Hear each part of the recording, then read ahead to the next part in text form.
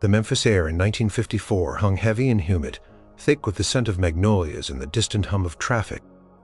But for 19-year-old Elvis Presley, it smelled of possibility.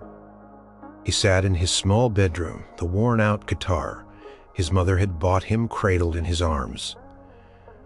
His voice a low melodic murmur against the strumming.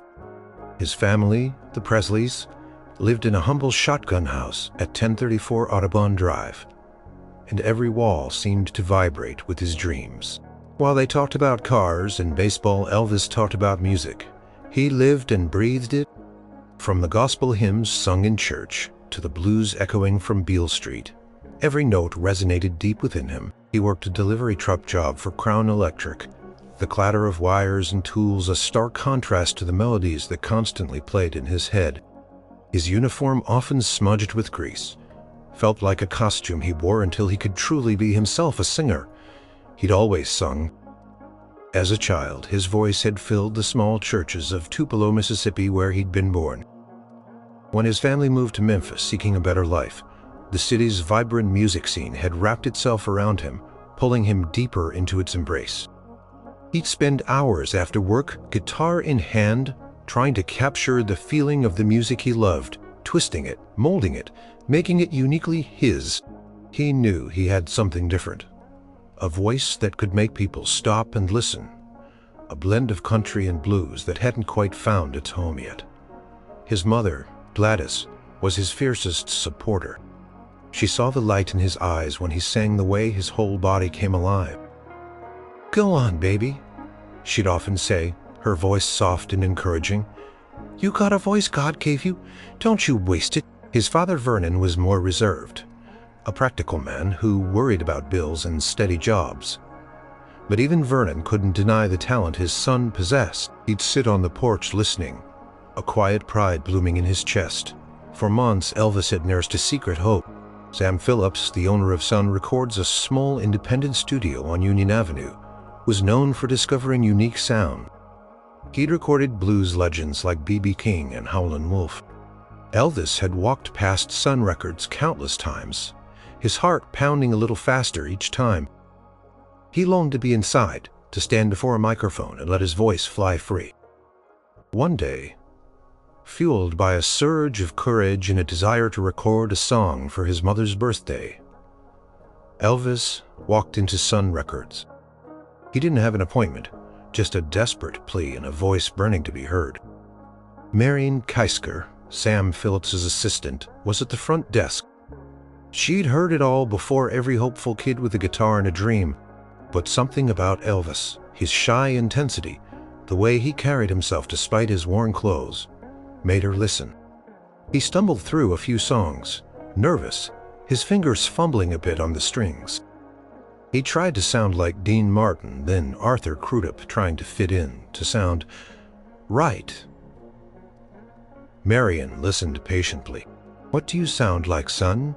she finally asked, her eyes sharp and knowing. "You don't sound like nobody," she added, hinting at the unique quality she sensed. That question hit him like a lightning bolt. What did he sound like? He didn't know. All he knew was the music that poured out of him. He left a simple demo, a couple of ballads and a note. "If you know of anyone who needs a singer, give me a call." He walked out of Sun Records, feeling a mix of hope and despair. Had he blown it? Would Sam Phillips ever even listen to the scratchy recording? Weeks passed. The phone didn't ring. Elvis continued his deliveries, loaded with parcels and heavy with the weight of unfulfilled ambition. He sang to himself in the truck, his voice filling the empty cab, stronger and more confident with each passing mile. He knew he had to go back. This wasn't just a hobby. It was his destiny. Finally, in late June, he got the call. Not from Sam Phillips Sing. He was working on a song for another artist, a ballad called "Without You," and thought Elvis might be able to handle the vocals. It wasn't exactly what he'd hoped for, but it was a foot in the door. Elvis showed up at Sun Records, his guitar in hand, heart thrumming like a wild drum. Sam Phillips was there, a man with a keen mind and an almost mystical sense for music. He listened intently as Elvis sang the ballad. It was good technically, but something was missing. The raw, untamed energy that Marion had hinted at. "I know some blues tunes, some country stuff. Play me something," Sam encouraged, his eyes twinkling. He motioned to two musicians in the studio, Scotty Moore, a quiet but brilliant guitarist, and Bill Black, a lively bass player who could make his instrument sing. "Scotty, Bill, play along if you can follow him." Elvis took a deep breath. He closed his eyes for a moment, thinking of the songs that truly moved him, the ones he sang when no one was listening. He started strumming a hesitant rhythm, then his voice came clear and pure, pouring out his heart. It wasn't the ballads he'd sung for Marion.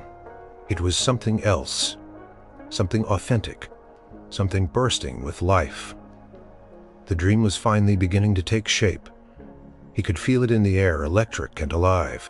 The air in the small Sun record studio was always thick with a particular kind of magic, a blend of dust, ambition, and the faint scent of old wood and fresh paint. On that fateful day in July, as Elvis stood before the microphone, it felt like the very atoms in the room were vibrating with anticipation. He had just finished singing the mournful ballad, "Without You," a song Sam Phillips wanted for another artist. The sound was clean, pleasant even, but it lacked the fire Sam was always searching for. Sam Phillips, a man who saw music not just as notes but as a force, leaned forward in his control booth. His gaze was sharp, dissecting every nuance of Elvis's performance. He'd heard talent, sure, but he was looking for something that hadn't been heard before. A sound that could shatter the quiet hum of Memphis and echo across the nation. "Good, Elvis," Sam said through the intercom, his voice thoughtful. "Real good, but it ain't quite you. You got something else in you. Anything you just love to play for fun?"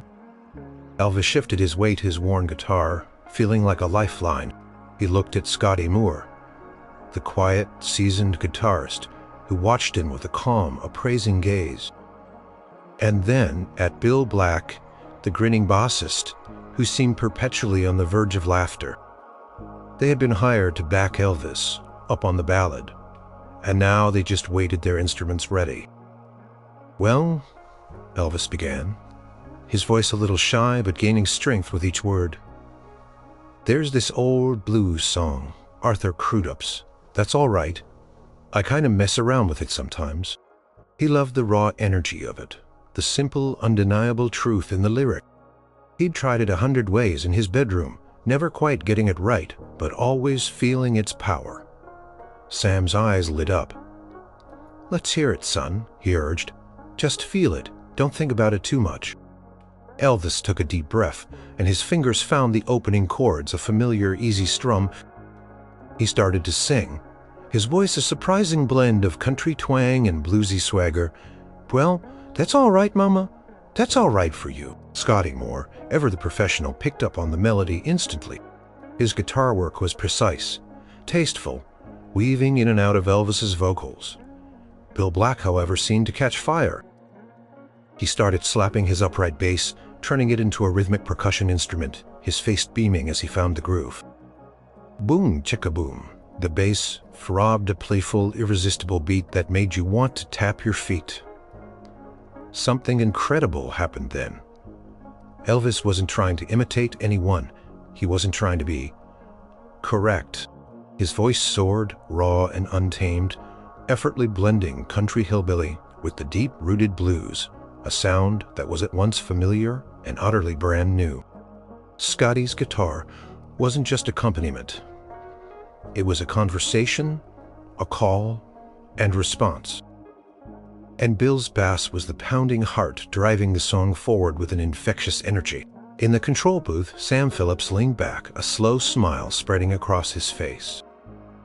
His eyes were wide with wonder, a vision forming in his mind. This wasn't just good. This was revolutionary. It was the sound he'd been dreaming of, the blend he knew would connect with everyone, young and old, white and black. It was the sound of freedom, of youthful exuberance, of rebellion and joy, all rolled into one. He could almost hear the radio waves crackling with it. Hold it. Sam's voice boomed over the intercom, startling the three musicians. Elvis stopped mid-strum, his heart sinking. Had he messed it up? Was it too wild, too different? But Sam wasn't looking disappointed. He was practically vibrating with excitement. "That's it," he exclaimed, his voice filled with an almost childlike glee. "That's the sound. Don't you boys move a muscle? Don't change a thing." He burst out of the control booth and strode into the studio, his eyes gleaming. "Elvis, that's just incredible. Scotty, Bill, you two were cooking. We got to get that on tape right now." Elvis, Scotty, and Bill exchanged bewildered glances. They'd just been fooling around, letting loose, having fun. They hadn't realized they were creating something historic. Sam went on, his words tumbling over each other in his eagerness. "That blend, the way your voice just floats over that rhythm. It's country, it's blues. It's something entirely new. People are going to go wild for this." He was already back in the booth, adjusting knobs, preparing the recording equipment. "Let's do it again, just like that. Don't clean it up. Don't think about it. Just play it like you mean it." They played "That's All Right" again and then again. Each take was filled with the same raw energy, the same effortless spontaneity. They also recorded the flip side, a country waltz called "Blue Moon of Kentucky," turning it into a fast, jive-like tune with the same infectious energy. The music seemed to flow through Elvis, Scotty, and Bill as if they were a single living entity. Sam Phillips watched, mesmerized, knowing he had stumbled upon something truly extraordinary, a sound that would change everything. The magic had been captured, etched onto tape, ready to explode onto the world. The days that followed the recording session at Sun Records felt like an eternity. The euphoria of that afternoon, the electric feeling of creating something truly new, slowly gave way to gnawing anticipation. He was back to his job at Crown Electric, delivering supplies, his mind constantly replaying the chords of "That's All Right" and the wild slap of Bill Black's bass. Every time the phone rang at home, his heart would leap, hoping it was Sam Phillips, telling him the record was ready. Sam, however, was a shrewd businessman as well as a musical visionary. He knew he had lightning in a bottle, but he also knew that introducing such a unique sound required careful planning. He started pressing test copies, listening to the grooves, making sure the raw energy of the performance translated to the bingo. He was confident, but he wasn't reckless. "This ain't just another record, Marion," Sam told his assistant, holding a test pressing of "That's All Right," like it was fragile glass. "This is something else. It's going to shake things up. We got to make sure it gets to the right ears." Meanwhile, Elvis was a bundle of nervous energy. He'd visit Scotty and Bill when he could, their conversations revolving around the same topic.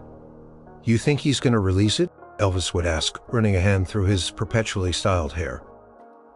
Scotty, ever the calm one, would nod. "Sam knows what he's doing, Elvis. He's got an ear for it. He wouldn't have spent all that time if he didn't believe in it." Bill, more boisterous, would slap his knee. "Believe in it, man? We'd practically set that studio on fire." Who wouldn't believe in that? He'd often hummed the bass line, shaking his head with a grin. Nobody's ever heard anything like it. Their optimism was a comfort, but it didn't completely quell Elvis's anxieties. He was so young, so eager for his music to be heard beyond the walls of his bedroom and the small recording studio. He dreamed of seeing his name on a record label, of hearing his voice come alive from a radio speaker. It was a dream so vivid it almost hurt. If it's good enough, Gladys would just smile, a knowing, reassuring smile. "It's more than good enough, Elvis. It's you. And that's all it needs to be." Her faith in him was unwavering, a steady anchor in his sea of hopeful uncertainty. Vernon, too, while saying little, would often leave a music magazine open on the table, or hum a tune he'd heard Elvis practicing. Their quiet support meant the world. Sam Phillips, in the meantime, was making his moves. He knew exactly which ears he wanted to reach first. Dewey Phillips, the wildly popular, eccentric, and hugely influential disc jockey, at WABQ Radio. Dewey's Red, Hot, and Blue show was a late-night phenomenon, playing a mix of rhythm and blues, country and gospel that crossed racial lines and captivated listeners across the Mid-South. Getting on Dewey's show wasn't just a break. It was a grand entrance. Sam set up a meeting with Dewey, bringing the freshly pressed 78 RPM record with him. He didn't just hand it over, he built the anticipation, talked about the kid Elvis, a white boy who sang with the soul of a black bluesman and the heart of a country crooner. Played a snippet for Dewey, just enough to pique the DJ's considerable curiosity. Dewey was intrigued. He listened to the full song. "That's all right," his head nodding slowly, a wide grin spreading across his face. "Sam," he drawled, his voice booming, even off air. "You got something here. This kid, he ain't like nobody else. He's wild. He's fresh. He's gonna drive the girls crazy." Sam knew he had him. He knew Dewey understood the magic. They agreed on a time. Dewey would play "That's All Right" on his Red, Hot, and Blue show. It was a perfect slot, prime time for hungry ears seeking out new sounds. Sam called Elvis shortly after. He didn't give away the farm, just enough to set Elvis's heart racing like a hummingbird's wings. "Elvis," Sam said, his voice calmer than it usually was, but with an unmistakable hint of excitement. "Dewey Phillips wants to play your record tonight." Silence stretched on the line as Elvis processed the words. "His record on the radio tonight." It felt surreal, like a dream he'd had 1,000 times, was suddenly reaching out and touching him. His hand trembled as he held the receiver. "Tonight," Elvis finally managed to stammer, his voice barely a whisper. "Are you sure, Mr. Phillips?" "Positive, son," Sam confirmed. He had to tell Scotty and Bill. This was it, the moment they had all been waiting for. The dream was about to come true. The moment Elvis hung up the phone, the small kitchen in the Presley home seemed to spin.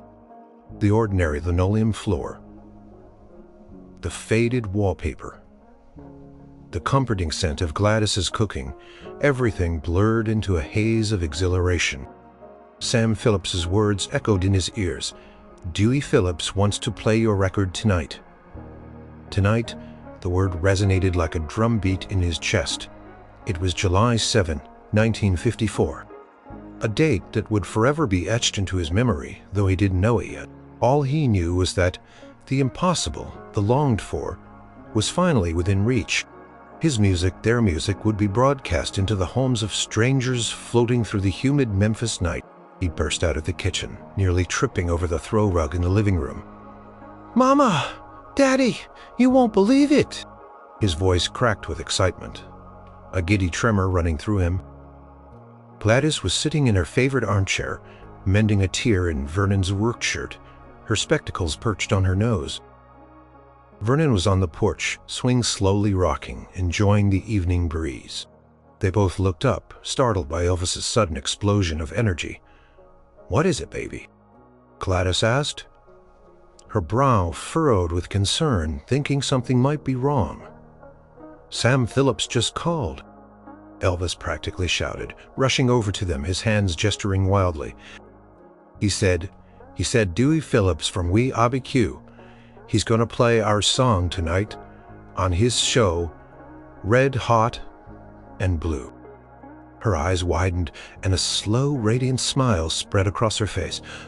"Oh, Elvis, our Elvis, is that right?" She reached out, grasping his hand, her touch grounding him amidst the whirlwind of his emotions. "Bless his heart, bless Sam Phillips." Vernon slowly pushed himself off the porch swing and walked into the living room, his usual stoic expression softened by a flicker of surprise and dawning pride. Dewey was a local legend, a voice that everyone in Memphis knew. "That's something, son. That's real something." Elvis nodded, unable to stop grinning. He said, "It'll be on tonight. We gotta listen. We all gotta listen." He paced the small room, too energized to sit still. "Of course we'll listen," baby Gladys said, her eyes shining with unshed tears. "We wouldn't miss it for the world." She pulled him into a hug, squeezing him tight. "My boy, my sweet boy." But Elvis wasn't done. He had to share the news with the others. He rushed to the telephone, his fingers fumbling slightly as he dialed Scotty Moore's number. The phone rang 3 times before Scotty's calm voice answered. "Scotty, it's Elvis," he practically yelled into the receiver. "You won't believe it. Sam Phillips just called. Dewey Phillips is gonna play That's All Right tonight on Red, Hot, and Blue." There was a moment of silence on the other end. Then Scotty's usually even tone shifted, a note of genuine surprise creeping in. "Tonight you? Serious? Elvis? Well, I'll be. That's something. What time?" He didn't say exact time, just tonight on his show. "We gotta listen for it. You tell Bill, okay? Tell him to tune in too." "Will do," Elvis Scotty said, a trace of a smile audible in his voice. "This is big, kid. This is real big." After hanging up with Scotty, Elvis felt a surge of nervous excitement. He imagined Scotty telling Bill Bill's booming laugh, and likely an excited jig. They had worked so hard, played so many local gigs where the crowd was more interested in talking than listening. Now their sound, their creation, was going to be heard by thousands. The hours crawled by. Dinner was a blur. Elvis kept glancing at the old radio in the living room, its familiar wooden casing now seeming to hum with unseen potential. He tried to help Gladys clear the table, but his hands shook. Tried to read a newspaper, but the words swam before his eyes.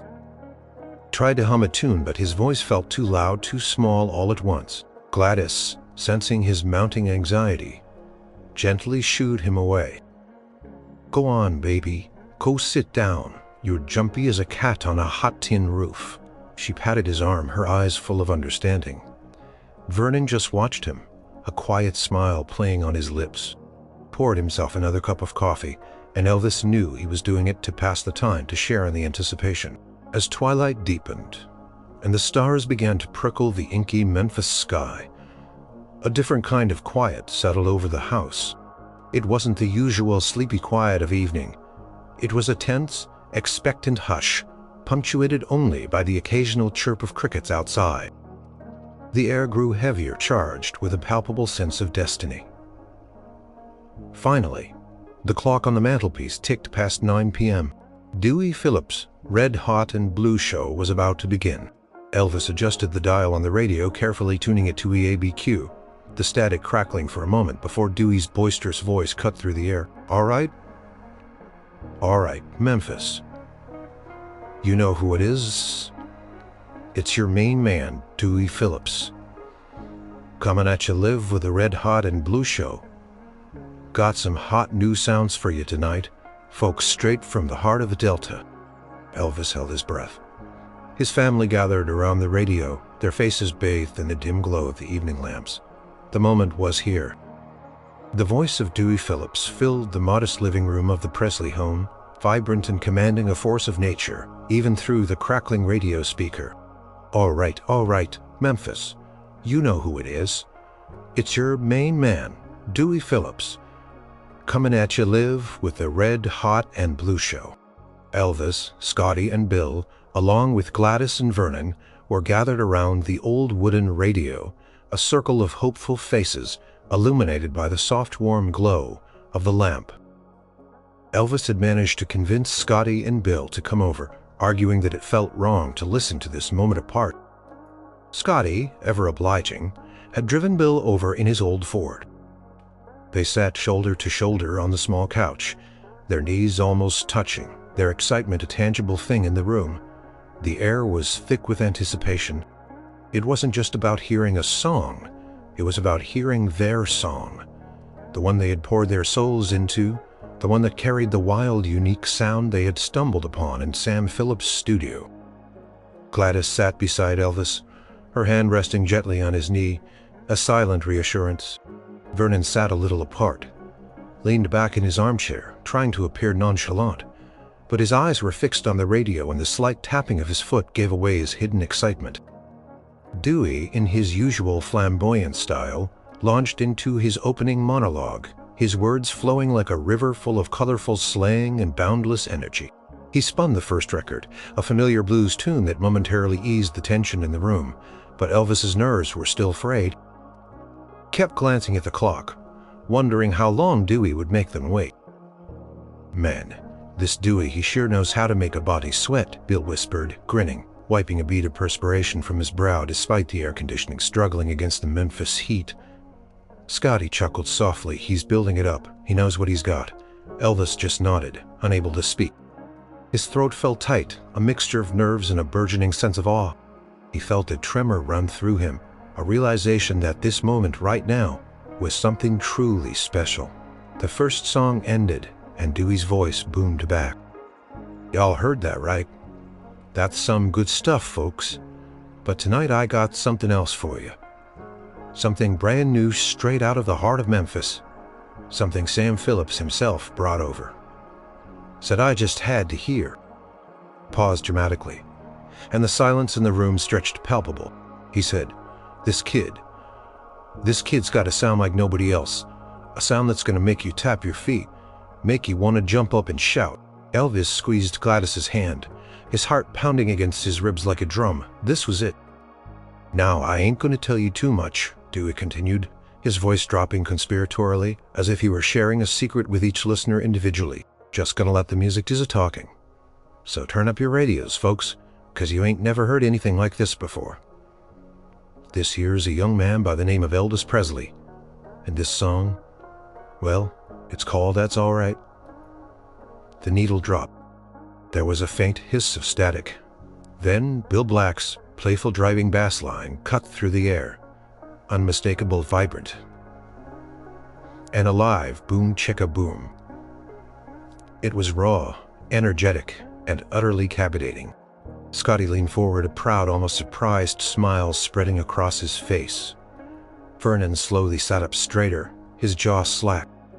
And then Elvis's voice filled the room, clear and pure, yet infused with a wild, untamed energy. "Well, that's all right, Mama. That's all right for you."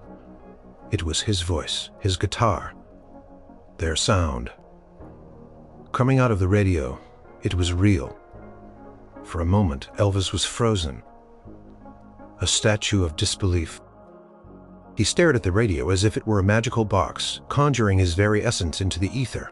He could hear every strum of Scotty's guitar, every slap of Bill's bass, perfectly reproduced, amplified for the world to hear.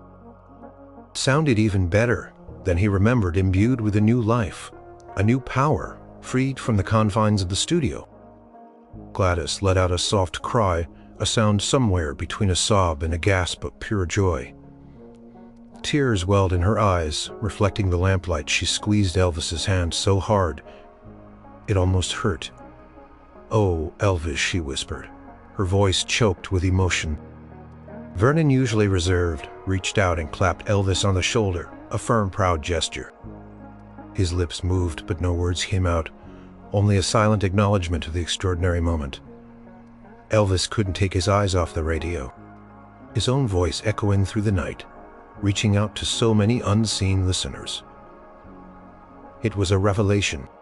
It was everything he had dreamed of, amplified 1,000 times over, and it sounded perfect. Could feel the music in his bones vibrating through his entire being. This was the moment, the very first time his music truly lived outside of him.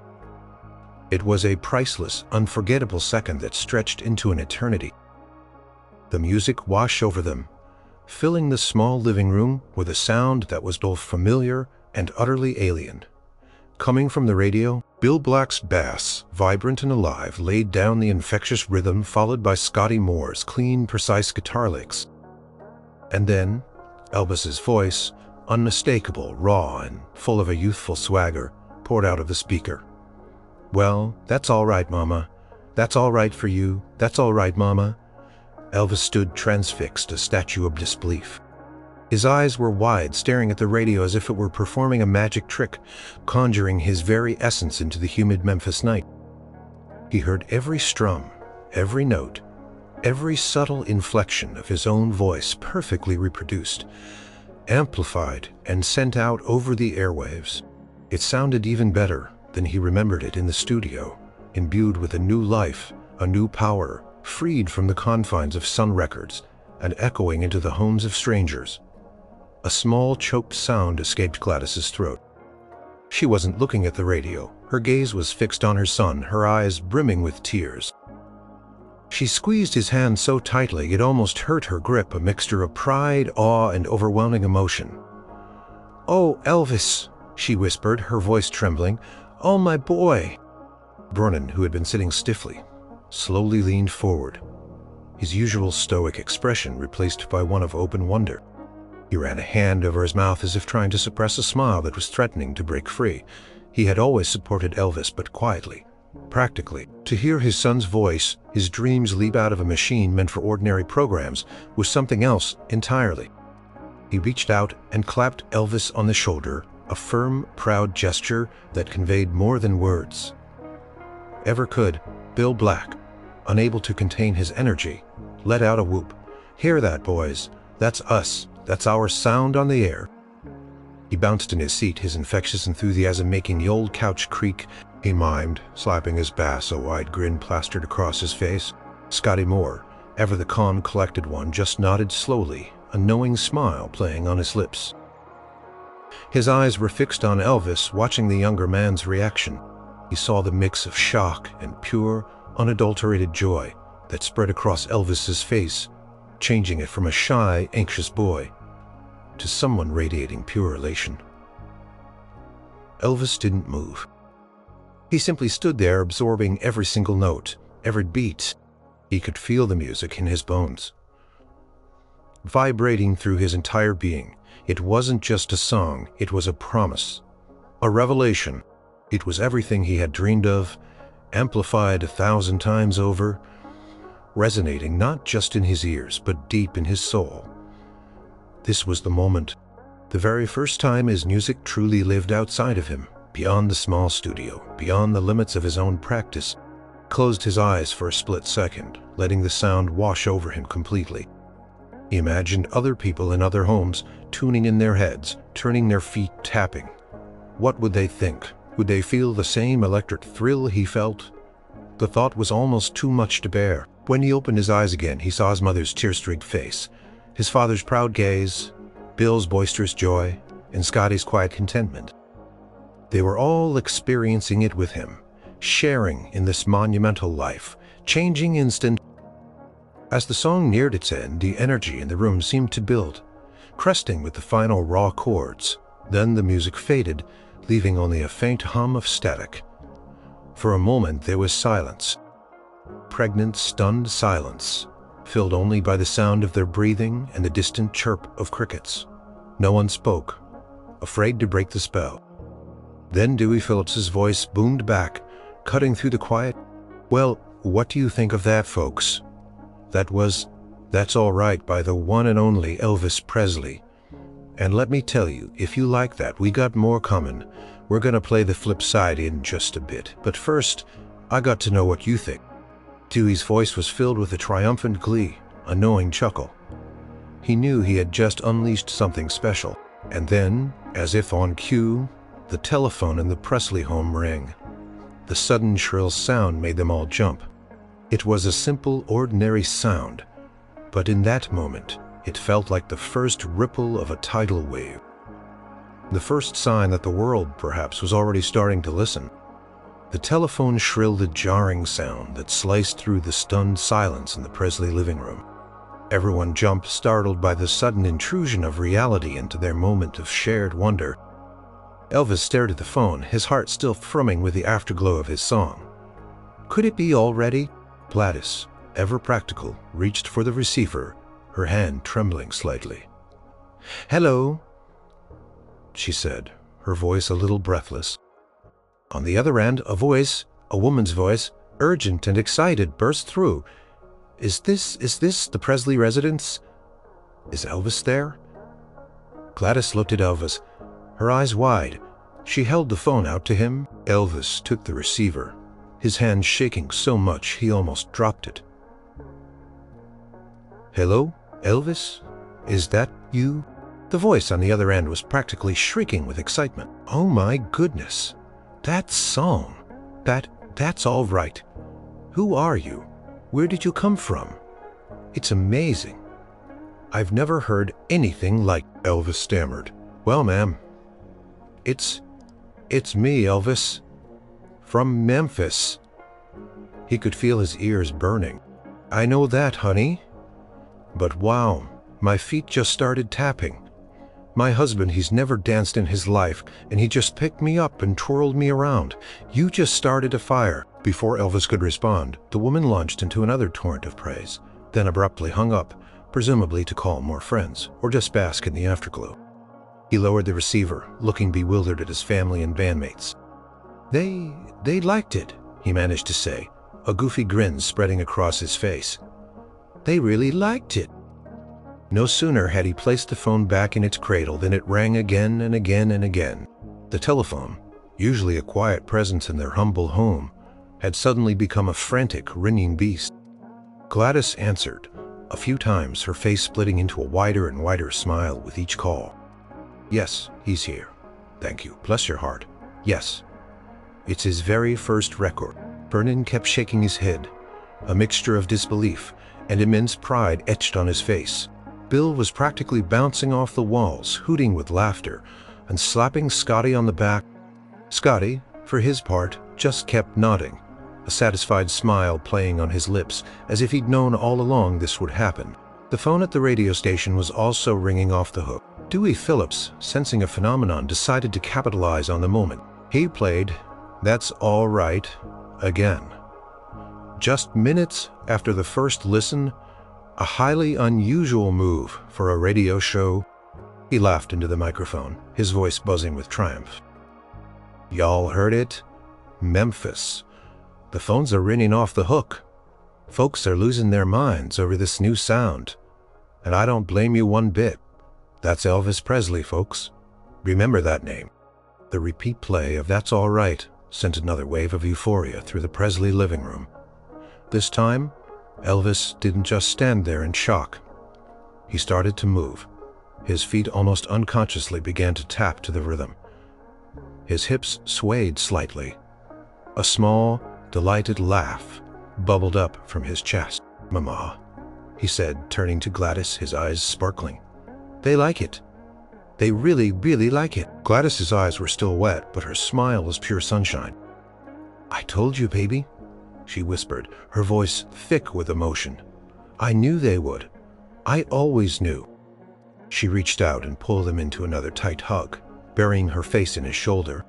She could feel his heart thrumming against her, a wild, joyful beat.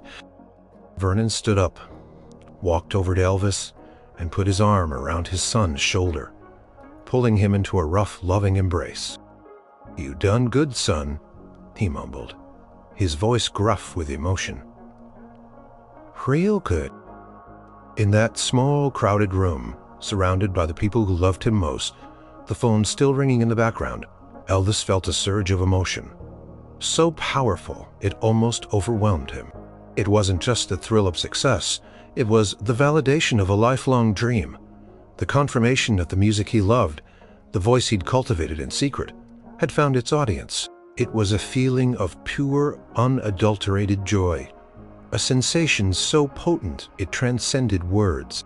This wasn't just a song on the radio. It was the beginning of everything. It was the moment Elvis Presley truly became Elvis, the start of a legend, marked by the priceless, unforgettable sound of his own voice echoing through the night, bringing joy to strangers and overwhelming pride to his family. The phone didn't stop ringing for the rest of the night. Even after Dewey Phillips' Red Hot and Blue show signed off, the calls kept coming to the Presley home, a relentless symphony of excitement. Neighbors, distant relatives, even complete strangers who had somehow gotten the number, everyone wanted to talk about that song, that voice. Elvis at first was thrilled, answering each call with a mixture of shyness and burgeoning confidence. He'd never experienced anything like it. People were calling him a boy from Tupelo who delivered electrical supplies just because they loved his music. But after an hour or two, the sheer volume became overwhelming. Gladys finally took over the phone duty, her voice tired but still sweet. "Yes, thank you, bless your heart, he's here. Yes, he's resting now. So glad you liked it." She'd offered gentle excuses, trying to give her son a moment of peace. Scotty and Bill had left later in the evening after the initial storm of calls, grinning from ear to ear. "You ready for this, kid?"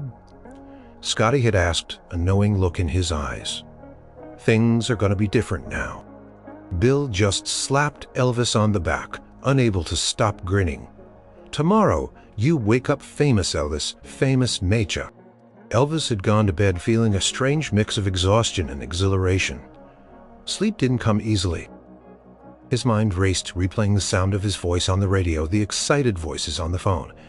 He was famous. It felt too big, too sudden, too unreal. The next morning, July 8th, dawned bright and hot like any other Memphis summer day. But for Elvis, it was profoundly different. The world outside their humble home felt changed. He went to work at Crown Electric as usual, but the routine felt alien. Mr. Bob. His boss greeted him with a wide, almost reverent smile. "Elvis, heard you on the radio last night. Boy, you got a voice. Didn't know you had that in you." Other employees stopped him in the hallways, their faces lit with recognition and awe. "Was that really you, Elvis? Sounded great." The delivery truck, usually a solitary haven, now felt like a spotlight. As he drove through the streets of Memphis, people waved at him. He swore he heard whispers. "That's the boy, the one on the radio." He even saw a couple of kids on a street corner strumming makeshift guitars and trying to mimic his hip-swaying moves, giggling as they sang, "That's all right, Mama." It was Mariah. Just yesterday, he was just Elvis Presley, a boy with a dream. Today, he was the Elvis Presley who sang on the radio. The immediate localized fame was dizzying. He drove past Sun Records almost instinctively. He saw a small crowd gathered outside looking at the building, some pointing. A couple of teenage girls stood there giggling and whispering. He quickly drove past, feeling a blush creep up his neck. When he finally pulled into Sun Records' parking lot later that day for a quick meeting, Sam had called the scene was even crazier. A small throng of people had gathered, some with cameras, some with autograph books. When they spotted his truck, a ripple went through the crowd. "There he is," someone shouted. Elvis froze. He had to take a deep breath before he could open the door. As he stepped out, they surged forward, a whirlwind of excited voices. "Elvis, can I have your autograph? Mr. Presley, how did you get that sound? Are you going to be on the Grand Ole Opry?" He was completely overwhelmed. He signed a few autographs, his hand still feeling awkward and new. Doing it, he mumbled a few thank yous, his shyness making him blush even deeper. He felt a moment of panic, a longing for the quiet anonymity of yesterday. Sam Phillips, ever the showman, emerged from the studio, a broad smile on his face. Put an arm around Elvis, steering him gently through the crowd, almost like a proud father presenting his prodigal son. "Easy now, folks. Easy." He's still a little shy. Lot of new things happening. Inside the studio, it was just as buzzing, but with a more professional energy. Marion Keisker was fielding calls that seemed endless stacks of new record orders piling up on her desk. Sam Phillips was practically radiating satisfaction. "See, Elvis," Sam said, leaning back in his chair. A twinkle in his eye. "Told you this sound was going to be big. Dewey played it twice more this morning. The phone hasn't stopped ringing. We got orders coming in from all over the South. This is just the beginning, son. Just the very beginning." Elvis sat across from Sam, still feeling a little dazed. Could hear the ringing of the phones, the distant murmur of the crowd outside. The dreams he'd nurtured in his small bedroom had suddenly burst open, pouring into the world, bringing with them a rush of attention, a dizzying sense of being seen. It was exhilarating, terrifying, and utterly undeniably real. The priceless reaction to his song had truly opened the floodgates. The days after "That's All Right" hit the airwaves were a blur of new experiences for Elvis. The phone at the Presley home continued its relentless ringing, though Gladys had developed a knack for politely fending off the more persistent callers. Strangers stopped Elvis on the street, not just to say hello, but to rave about his song. The local newspaper, the Memphis Press, Scimitar, ran a small article about a new local sensation, Elvis Presley, mentioning his unique blend of country and blues. For the first time, Elvis felt the true weight and the exhilarating lightness of his dream taking flight. He was no longer just a delivery truck driver. He was the kid from Sun Records, the guy on the radio. His identity was shifting, expanding, becoming something bigger than he had ever imagined. Sam Phillips, shrewd and strategic, moved quickly. He booked Elvis, Scotty, and Bill for their first real public performance since the record hit a spot at the Bon Air Club, a small honky-tonk on the outskirts of Memphis. It wasn't a grand concert hall, but it was a stage, and it was a chance to see if the radio magic translated to a live audience. The night of the performance arrived hot and humid, but with an electric tension in the air. Elvis was a bundle of nerves, paced backstage, adjusting his guitar strap, trying to smooth down his perfectly greased hair. What if they don't like it live, he worried, his voice barely a whisper. What if it's just the radio, you know? Scotty, calm as ever, put a hand on his shoulder. They'll like it, Elvis. Just sing it like you did in the studio, like you feel it, Bill. Ever the jester grinned. Just remember that boss line, boys. That's what gets 'em. He slapped his bass, a rhythmic thrum that instantly got Elvis's foot tapping. The Bon Air Club was packed. Word had spread like wildfire. Local music fans, curious teenagers, even some older folks who usually stuck to traditional country or blues had crammed into the smoky room, eager to see the new phenomenon. When the announcer called their name, "Ladies and gentlemen, let's give a big Memphis welcome to Elvis Presley and his Blue Moon Boys." It wasn't a polite applause, it was an explosion of cheers and whistles. Elvis stepped onto the small stage, bathed in the dim, smoky light. He blinked, momentarily blinded by the sheer number of faces staring up at him.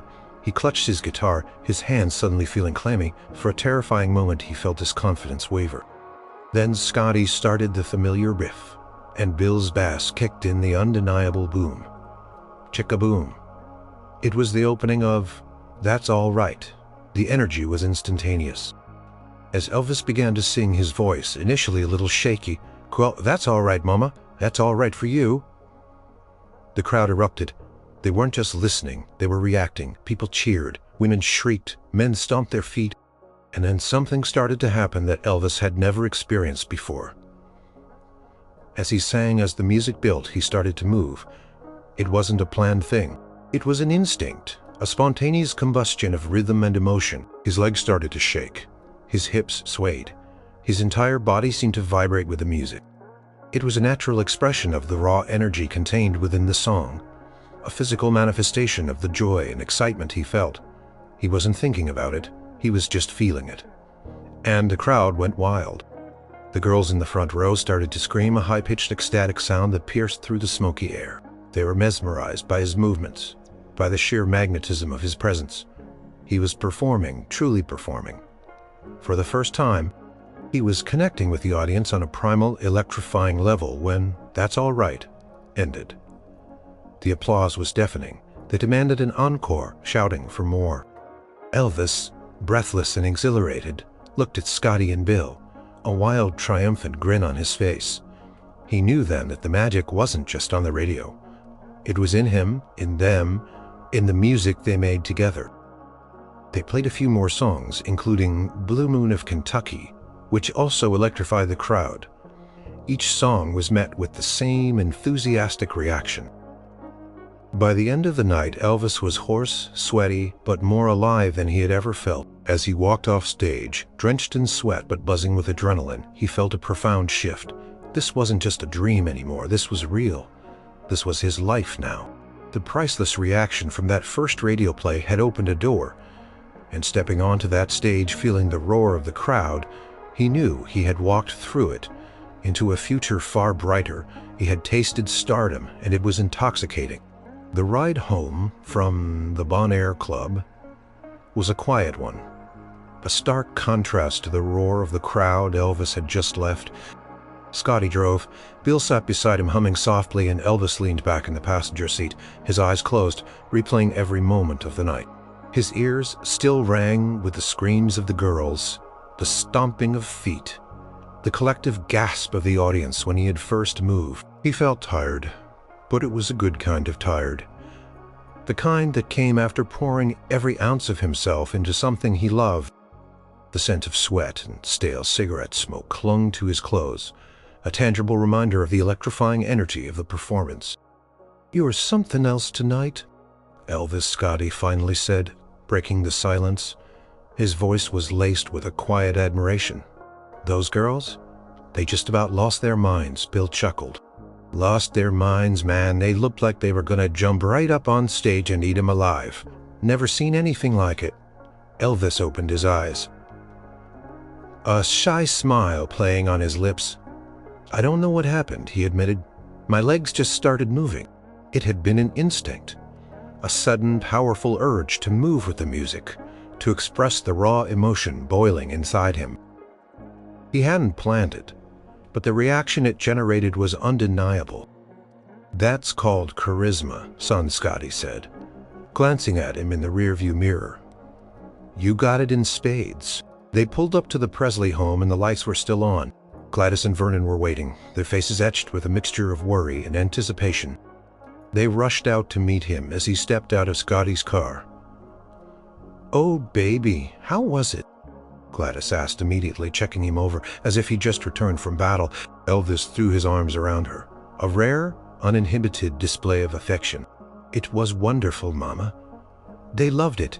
They really, really loved it." Vernon clapped him on the back. "Heard about it already. Folks calling the radio station, saying you set the place on fire." A proud gleam was in his eyes. Later, sitting at the kitchen table, sipping iced tea, Elvis felt a wave of profound contentment wash over him. His parents sat across from him, their faces weary but radiating pride. "So," Vernon said, clearing his throat, "what happens now, son?" Elvis looked at his hands, then at his parents. The question was huge. The little record on the radio had done more than just play a song. It had blown open a door to a future he was only just beginning to grasp, Sam Phillips said. "He's already got more gigs lined up," Elvis began, his voice gaining strength. "Maybe even some out of Memphis. Said he's gonna start sending the records to other radio stations, not just here. He thinks we can really do something." Gladys reached across the table, taking his hand. "Whatever it is, baby, we're with you every step of the way." Her eyes were filled with love and unwavering support, but also a hint of worry for the unknown path ahead. "It'll be different," Elvis mused almost to himself. "More travel maybe, some long nights, but it's music, Mama. It's what I'm supposed to do." He knew it in his bones. The shyness was still there, a part of him, but it was now tempered by a fierce resolve, a burning passion to share his music with the world. Thought back to that moment. Just a few nights ago, gathered around the radio, holding his breath, waiting for his voice to pierce the airwaves. That priceless moment when "That's all right" first filled the room, when he saw the tears in his mother's eyes, the pride in his father's, the pure joy in Bill and Scotty's. It was a revelation. It was the ignition of a fire, a spark that had set him on an irreversible path. The phone rang again, pulling him out of his thoughts. Gladys rose to answer it, smiling. Elvis looked at the old radio, then at his guitar, leaning in the corner. He knew this was just the beginning. The road ahead was long unknown and undoubtedly challenging. But he also knew with a certainty that hummed in his very soul that he was ready. He was ready for the tours, the crowds, the screaming girls, the long nights, and the boundless possibilities. He was ready to share his unique sound, the sound that was part country, part blues, and all Elvis. The world was waiting, and he was ready to shake it up. The legend had truly begun.